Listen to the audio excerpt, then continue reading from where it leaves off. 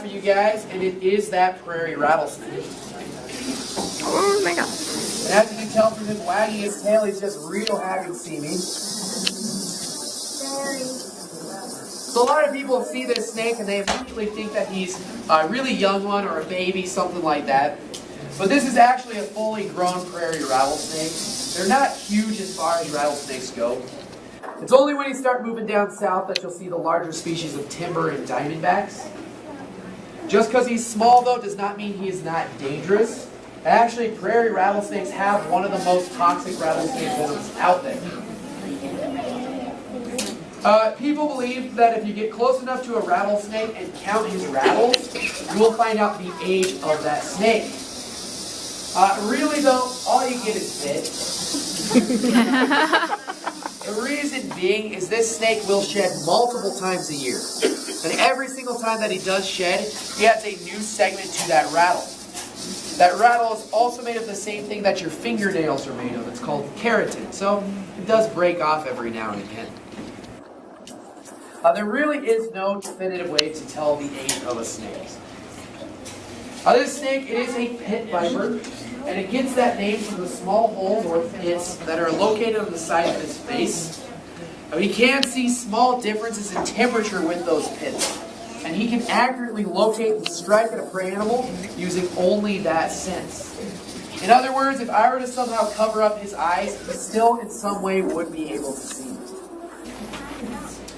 As I mentioned before, these animals live in the area. People, they come from all over the world for the different sites and outdoor activities.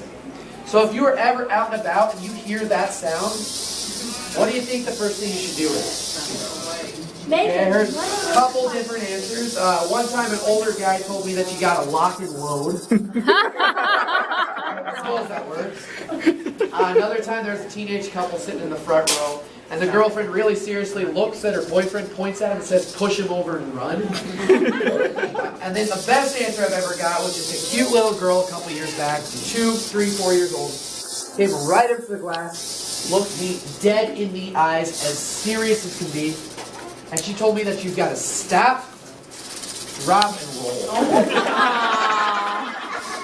Yeah, I probably wouldn't recommend that one. In all seriousness, though, usually what people say is run away. But that's actually one of the worst things you can do. We see plenty of cases each year where people get bitten by rattlesnakes because they run straight into, even step on them. You see, the sound of a rattle, it actually bounces off in a lot of different directions, especially when you can't see it. So the snake might be sitting right in front of you, might be right behind you, you have no idea. But if you hear that sound, what you need to do is just stop and look around. Figure out where that snake is sitting and then just walk in the opposite direction. You don't have to take off running. I guarantee you the snake is not going to come chasing after you. I mean, you can see from this snake here, if anything, he's trying to get away from me. A word that is used with snakes far too much that doesn't apply is aggressive. There's no aggressive snakes out there. All snakes are defensive. There's not a single species of snake that will go out of their way to try to find you and bite you. They will only strike at you and try to hurt you if you get too much in their comfort zone, too close to them. So if you leave the snake alone, he's going to leave you alone as well. Now, if you do feel so inclined to capture or kill a rattlesnake, you can feel free and do that. Just don't blame the snake for what's going to happen next. More people are bitten by rattlesnakes just trying to capture or kill them than simply just leaving them alone. It's not that all that surprising, but a majority of rattlesnake bites, they do happen to guys.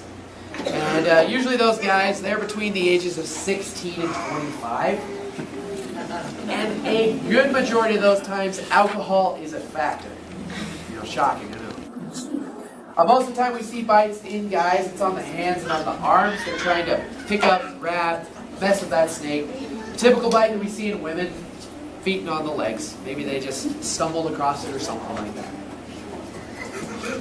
Snakes, they actually play a very important role in our environment because they feed on rodents. Rodents can spread disease to humans, to livestock, they can destroy crops, they're all around bad news. So if you ever come across a snake, and you don't have to kill it, just let it go. You kill too many snakes, those rodent populations will begin to rise. This snake, it was collected from the wild. All of these rattlesnakes in the shows we use are brought in by locals. They either find them on their property, a lot of times construction crews will find dens, and they bring them to us. That way they don't have to kill the snake, and they can live the remainder of their lives out here and just do a show every now and then. It's pretty easy to tell where he's collected based on his colors as well. See, he's kind of got that tannish beige color to him. And that means he was from the prairie. After a couple generations, they will start to change their camouflage to blend into the environment. The ones collected in the hills are more of kind of a grayish, greenish color. And the ones in the Badlands are a bit more of a chalky white. So like I said, this is the last snake I have for you guys. So what I'm going to do is I'm going to pull him back over here, and I'm going to keep him out for a few minutes. You can then feel free to come closer to the glass. You can take pictures, check him out, ask any questions you have, anything like that. I do ask that you keep your hands on the other side of the glass, just in case, for your safety. Otherwise, that does conclude my show. So thank you all very much for coming out, and do enjoy the rest of your day.